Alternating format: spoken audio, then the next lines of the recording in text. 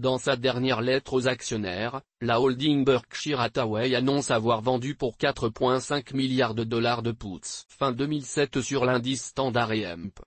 Pour 500. L'échéance de ces puts varie entre 2019 et 2027. Warren Buffett est devenu une légende en transformant sa holding Berkshire Hathaway en un empire mondial, présent dans de nombreux secteurs tels les assurances, les médias et le textile. La valeur de l'actif net de Berkshire Hathaway n'a reculé qu'une seule fois en 43 ans d'existence. C'était en 2001.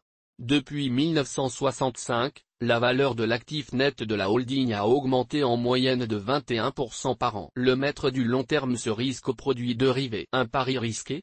La baisse des marchés depuis le 1er janvier 2008 va avoir un impact négatif, qui pourrait se chiffrer ce trimestre à au moins 1 milliard de dollars, sur les résultats de Berkshire Hathaway. L'indice S&P 500 a perdu 12% en 6 mois. Mais le risque est maîtrisé. En effet, Warren Buffett parie à long terme, échéance de 2019 à 2027. Pour être gagnant sur sa vente de puts, il suffit qu'à l'échéance l'indice S&P 500 ait progressé par rapport à son niveau initial de 2007. Pour rappel, le S&P a gagné en moyenne 10,3% par an entre 1965 et 2007. Il s'agit donc d'un pari très peu risqué pour Warren Buffett qui échange une volatilité plus importante à court terme contre des gains plus importants à long terme. À l'heure où les hedge funds sont sous pression, le cours de Carlyle Capital est passé de $20 américains à 0,25 de juillet 2007 à aujourd'hui. La stratégie à long terme de Berkshire Hathaway renvoie les fonds spéculatifs au rang d'amateurs. Alors nous aussi, devons-nous vendre des puts Eurostoxx 50 à échéance 2020?